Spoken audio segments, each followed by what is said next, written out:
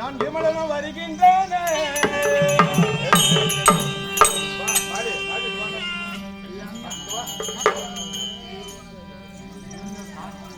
சபையோர்களே, இப்போது அந்த பரமக்கடவுள் வந்திருக்கிறார்.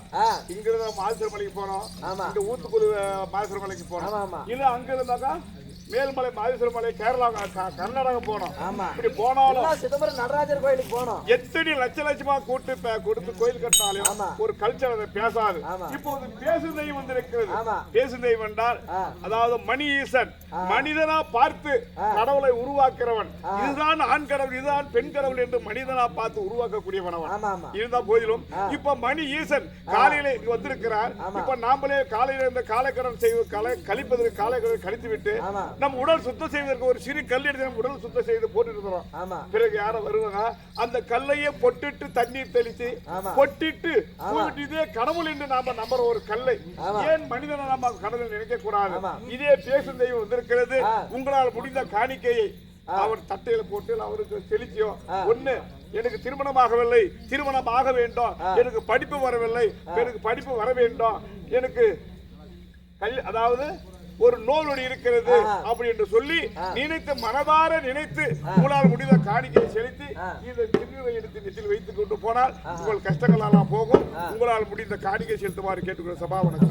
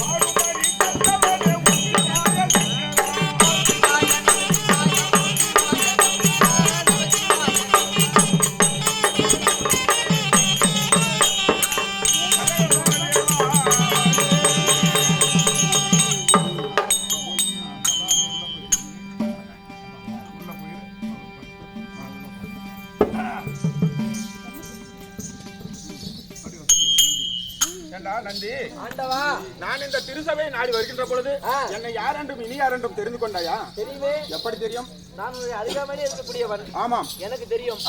இங்க அமர்ந்தவங்களுக்கு தெரியாது. தெரியாது. அமர்ந்து இருக்கக்கூடியவர்கள் தெரியாது. ஆமா ஆமா சொல்கிறேன், கவனமாக கேட்க வேண்டும். இந்த பூவனம் பெரிது. ஆ. இந்த பூவனமோ நான்முகன் படைப்பு. அந்த நான்முகனோ கரியமால் உந்தியில பிறந்தவன். அந்த கரியமாலோ அலைக்கடலில் பிறந்தவள்.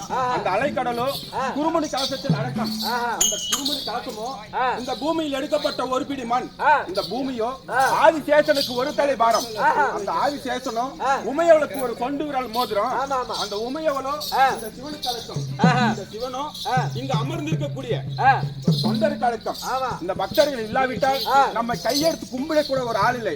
அப்படி இருக்க நான் எப்படி பிறந்தேன் தெரியுமா? எப்படிங்க? இந்த பராபரத்திலே பரம் தோன்றி, அந்த பரத்திலே சிவன் தோன்றி, அந்த சிவத்திலே நாதம் தோன்றி, அந்த நாதனிலே விந்து தோன்றி, அந்த விந்துவினில் சதாசிவம் தோன்றி, அந்த சதாசிவனில் நான் ருத்ரன் தோன்றிருக்கேன். அப்படி இருக்க நான் எங்கே அமர்ந்திருக்கிறேன் தெரியுமா? நான் அமர்ந்திருக்கும் மலையே உலகில் உயரமான மலை. அதுதான் கைலாய மலை. அந்த கைலாய மலையில் வாழ்ந்து வரக்கூடிய என் பெயரோ உமா மகேஸ்வரன் என்று தெரிந்து கொண்டாயா? தவிரவும்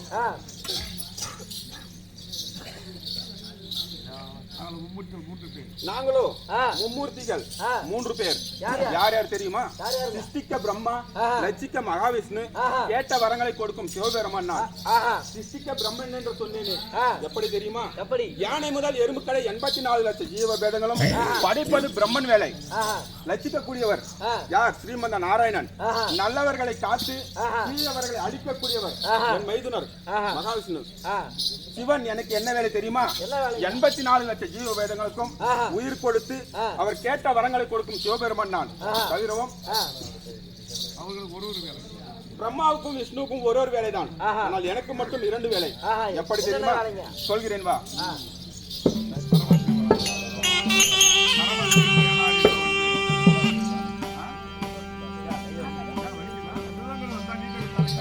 பரமஜீவனாரிதம்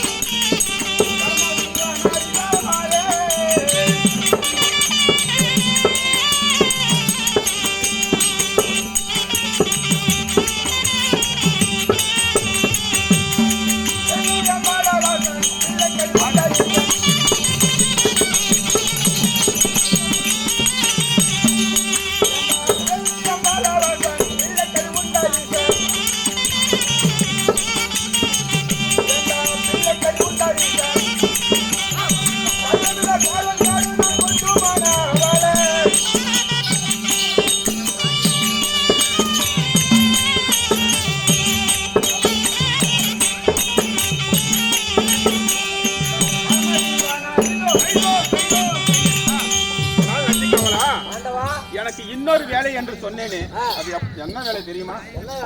யானை முதல் எறும்புக்களை 84 லட்சம் ஜீவ பேதங்களுக்கும் பரிகலக்கூடிய பரமக்கலவர்கள் என்று தெரிந்து கொண்டாயா? சாமி, ஆமா, 84 லட்சம் ஜீவனாசின்னு சொன்னீங்களே, ஆமா, என்னன்னா சாமி? அது என்னென்ன ஜீவன்கள் தெரியுமா? ஆமா ஆமா, தாவர வகைகள். இந்த மண்ணை நம்பி இந்த மண்ணிலே முளைக்கக்கூடியது புல், பூண்டு, செடி, கொடி, மரம், மலை என்று சொல்லக்கூடிய தாவர வகைகளோ 20 லட்சம் ஜாதிகள். கரெக்டா கணக்கு சொல்லணும். தாவர வகைகளோ 20 லட்சம் ஜாதிகள். ஆமா ஆமா. தண்ணீரிலே வாழக்கூடியது மீன், நண்டு, முதலை, ஆமை, தவளை, திமிங்கலம் என்று சொல்லக்கூடிய தண்ணீரிலே வாழக்கூடியதோ 11 லட்சம் ஜாதிகள். 31 கிருமி வகைகள் கிருமி வகைகள் என்ற என்ன ஆஹா. பாம்பு, ஆ. பல்லி, விஷப்பூச்சி. தேள் வண்டு, ஆ. விஷப்பூச்சி, ஆஹா. இப்படி 9 லட்சம் ஜாதிகள். ஆஹா. ஆக மொத்தம் 40. ஆ. இன்னும் சிறுகை விரித்து பறக்கக்கூடிய பறவை வகைகளோ 10 லட்சம் ஜாதிகள். ஆஹா. காகம், ஆ. குருவி, கோட்டான், ஈ, எறும்பு என்று சொல்லக்கூடிய ஆஹா. சிறகை விரித்து பறக்கக்கூடிய பறவை வகைகளோ 10 லட்சம் ஜாதிகள். ஆஹா. ஆக மொத்தம் 50. ஆ. இன்னும் 30 லட்சம் மிருக ஜாதிகள். ஆஹா. மிருகங்கள் என்ன ஆ. யானை, ஆ. சிங்கம், கரடி, புலி, ஆஹா. பன்றி, நரி, நாய், ஆடு, மாடு ஆஹா. என்று சொல்லக்கூடிய ஆ. இவைகள் அனைத்தும் மிருகங்கள். ஆஹா. அதுவும் 30 லட்சம் ஜாதிகள். 80. ஆமா. மனிதர்கள் மட்டும் 4 லட்சம் ஜாதிகள். ஆஹா. ஆக மொத்தம் 84. 84 லட்சம் ஜீவவேதங்களுக்கும் பலியாகக்கூடிய பரம கடவுள் என்றும் ஆ. 2011 நேத்திரம் படித்த ஆஹா. சிவபெருமான் என்றும் தெரிந்து கொண்ட அனந்தி அப்படியே தெரிந்து கொண்டேன் ஆண்டவா. ஆதி பரமேசா. எலும்பு ரெண்டு கண் உருப்படி எப்படி இருக்கு? சாமியா, ஆ, ஆ. எனக்கு 2 கண்ணு தான். ஆமா. உனக்கு மட்டும் எப்படி? ஓ, உனக்கு 2 கண், எனக்கு மாத்திரம் 2011 கண். எப்படி ஆ, இல்லையா? 2000 எப்படி 11? எனக்கு இருப்பதோ 2 கண். ஆஹா. மனைவி உமா மகேஸ்வரி கொடுத்த நெற்றி கண் 1. ஆஹா. ஆக மொத்தம் 3. என் இடபாகத்தில் அமர்ந்திருக்கும் ஆ. உமா மகேஸ்வரிக்கோ 2 கண். ஆஹா. எவ்வளவு? 3, 2, 5. என் சிரசில் இருக்கும் ஆ. மதி என்று சொல்லக்கூடிய சந்திர பகவானுக்கோ 2 கண். ஆஹா. 7. என் ஜடாமுடியில் இருக்கும் கங்கா தேவிக்கோ 2 கண். ஆஹா. எவ்வளவு? 9. ஆ. நான் ஏறக்கூடிய நந்தி என்று சொல்லக்கூடிய பசு வாகனத்துக்கோ 2 கண். ஆமா, எனக்கு 2. எவ்வளவு? 11 தான் ஆச்சியா. இன்னும் 2 இருக்குதா? இன்னும் 2000 எங்க? என் கழுத்தில் இருக்கக்கூடிய ஆஹா. ஆதிசேஷனுக்கோ 1000 தலை. ஓஹோ. அந்த 1000 தலைக்கோ ஆ. 2000 கண்கள். ஆஹா. எவ்வளவு? சரியா போச்சு. 2011 தெரியப்பட்டா? 2011. 2011 நேத்திரம் படித்த சிவபெருமான் என்றும் ஆ. இந்த பூலோகத்தில் ஆ.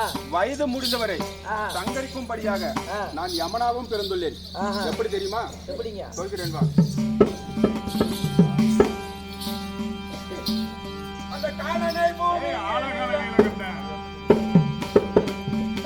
ஆழகால நீலகண்டன்.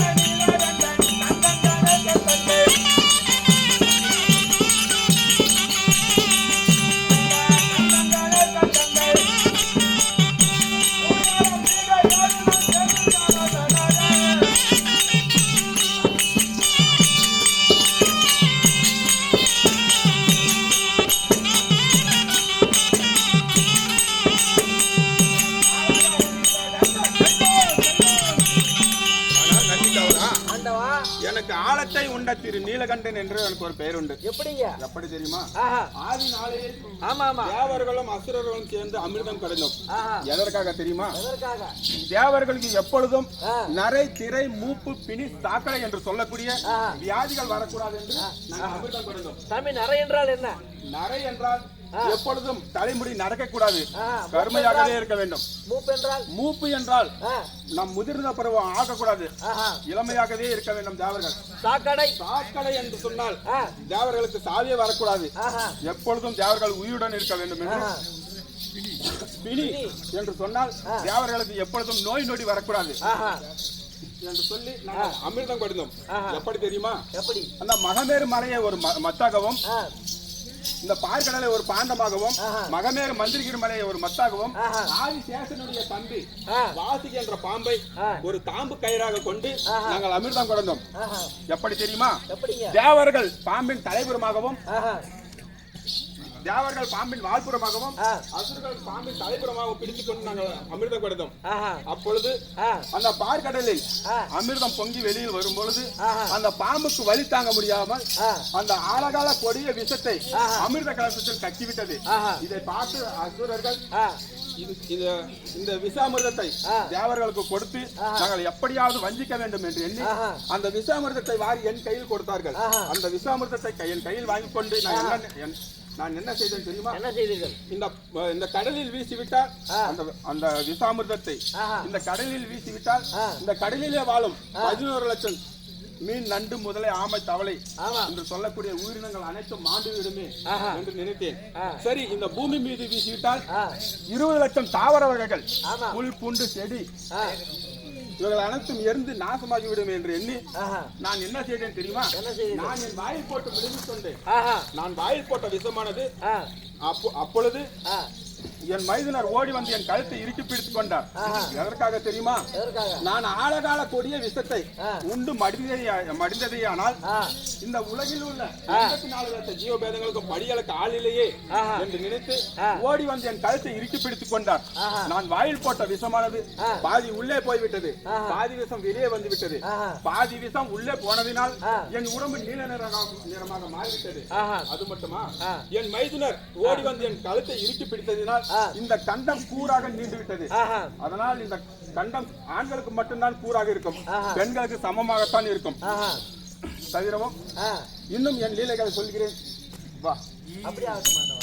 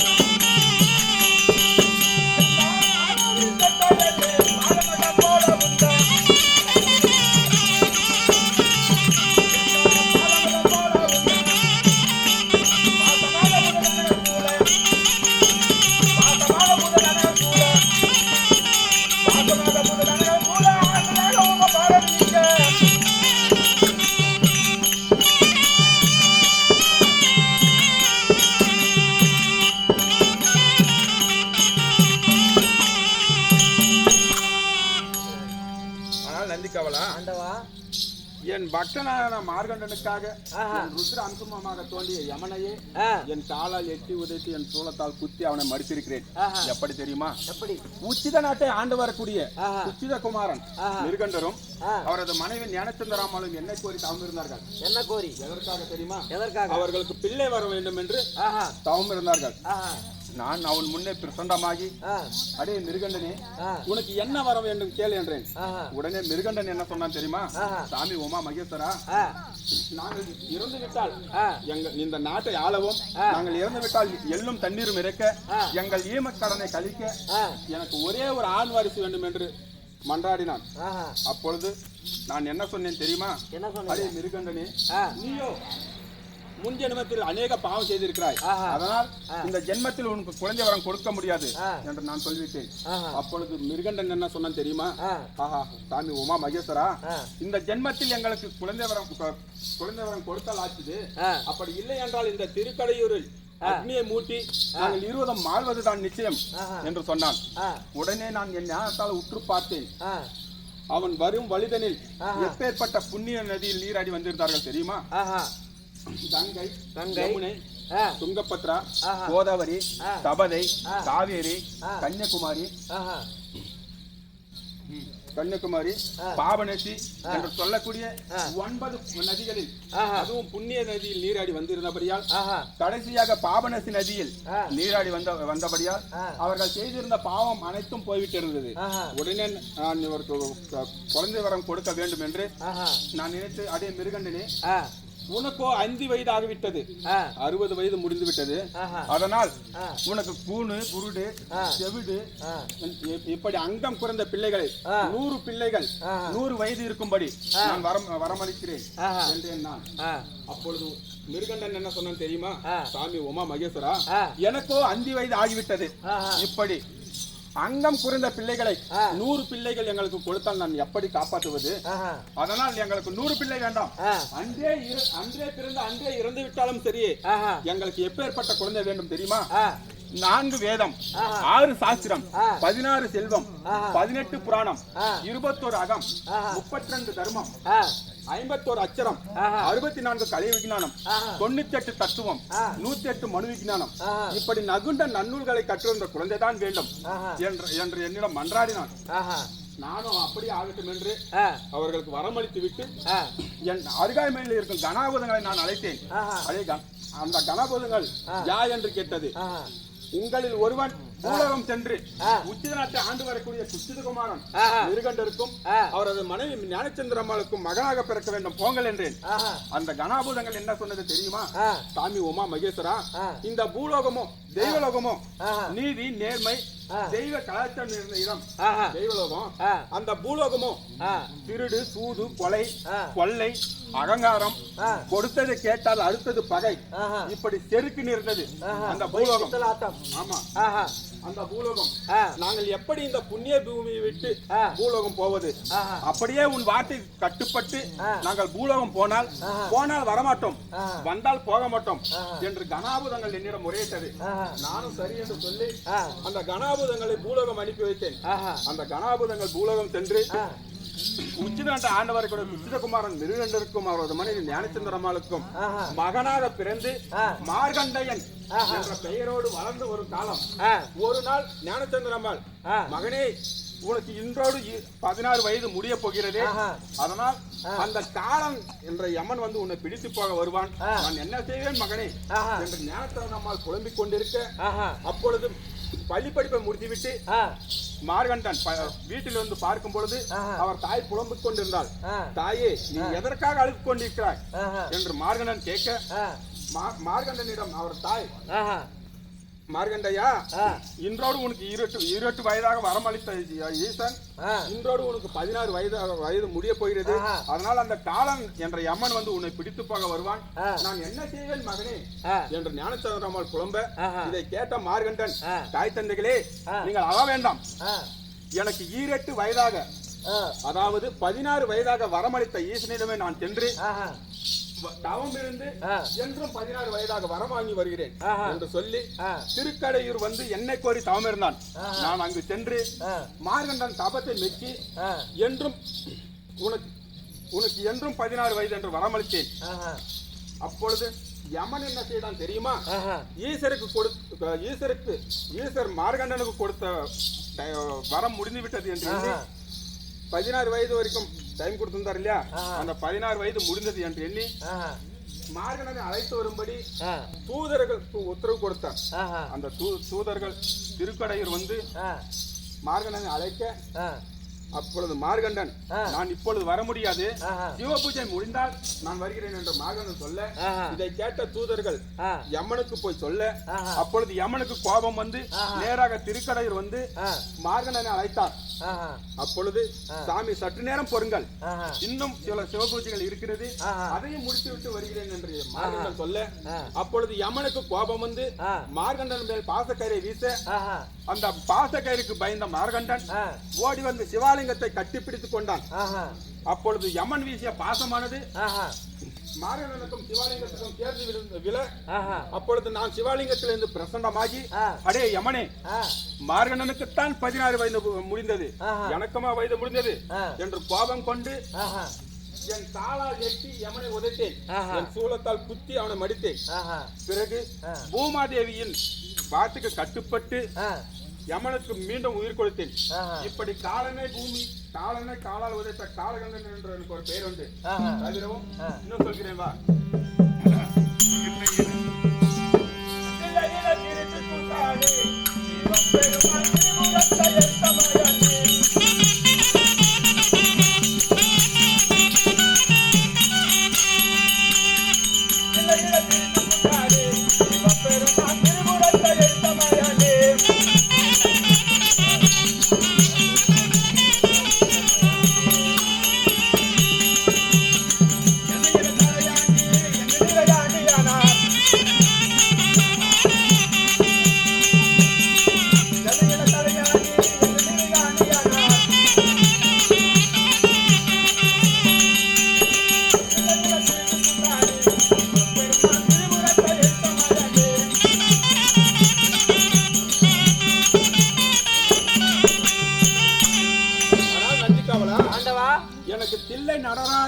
எனக்கு ஒரு பெயர் உண்டு.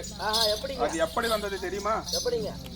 எனக்கும் காளிக்கும் போட்டி நடனம். ஆஹா. என்ன போட்டி என்றால், நான் பரதநாட்டியத்தால் காளியை ஜெயித்து விட்டால் காளி எனக்கு அடிமை. தில்லை அம்பல மேடையிலே நான் சொல்லி வரவா? ஆஹா. ஒருவேளை காளி என்னை ஜெயித்து விட்டால் நான் காளிக்கு அடிமை. ஆஹா. அப்படி நாங்கள் இருவரும் போட்டி போட்டு நடமாடணும். ஆஹா. எங்க ஆடினோம் தெரியுமா? ஆ. சிதம்பரம் என்று சொல்லக்கூடிய ஆ. தில்லை அம்பல மேடையில் போட்டி நடனம். ஆஹா. நாங்கள் இருவரும் இப்படி போட்டி போட்டு நடனம் ஆடினோம். ஆ. அப்பொழுது ஆஹா. என்னை மிஞ்சி காளி நடனம் ஆடினார். ஆஹா. நான் தோற்றும் தருணம் வந்து விட்டது. ஆஹா. இதை பார்த்து கொண்டிருந்த யார்? ஸ்ரீமந்த நாராயணன். ஆஹா. மைதுனா, ஆ. ஒரு பெண்ணிடம் ஆண் தோற்று விட்டால் ஆ. இந்த உலகில் உள்ள ஆண் மக்கள் அனைவரும் தோத்த மாதிரி ஆமா ஆமா. நீ எப்படியாவது ஆ. சதி செய்தாவது என் தங்கை ஜெயிக்க வேண்டும் என்று கட்டளையிட்டார். ஆஹா. உடனே நான் என்ன செய்த தெரியுமா? ஆ. என் காதில் இருக்கும் கவச குண்டலத்தை கீழே அருந்து விழும்படி செய்தேன். ஆஹா. பிறகு ஆ. கீழே விழுந்த குண்டலத்தை ஆஹா. என் காலால் எடுத்து என் காதில் மாட்டிக்கொண்டேன். ஆஹா. அது மட்டுமா, ஆ. என் காலை வளைத்து என் தோள் மேல் போட்டு நான் நாட்டியம் ஆடினேன். ஆஹா. நான் ஆடுவது போல் காளி ஆட முடியவில்லை. ஆஹா. ஏனென்றால் ஆ. ஒரு ஆண் மகனுக்கு ஆ. 4 அங்குலம் துணி இருந்தால் கூட ஆஹா. கோமணமாவது கட்டிக்கொண்டு நாட்டியம் ஆடலாம். ஆஹா. நம் அவயம் தெரியாது. ஆஹா. ஆனால் பெண்கள் அப்படி ஆட முடியாது. ஆமா ஆமா. ஏனென்றால் ஆ. நாங்கள் நாட்டியம் ஆடுவதோ உயர்ந்த மேடை. ஆஹா. அந்த மேடைக்கு கீழ் அனைவரும் அமர்ந்திருக்கிறார்கள். ஆஹா. பெண்கள் என்னை போல் காலை தூக்கி நாட்டியம் ஆடினால் ஆ. கீழே அமர்ந்திருக்கும் ஆண் மக்களுக்கு ஆஹா. காளி அவயம் தெரியும். ஆஹா. அதனால் ஆ.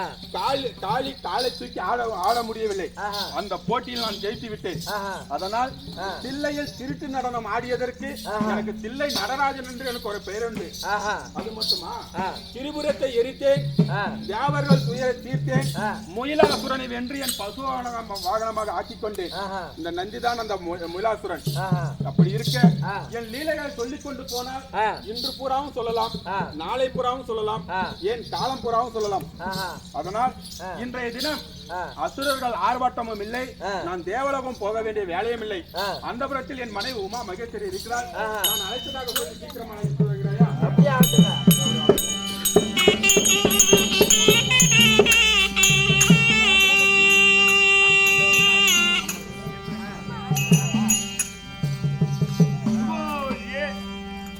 பாத்தியா?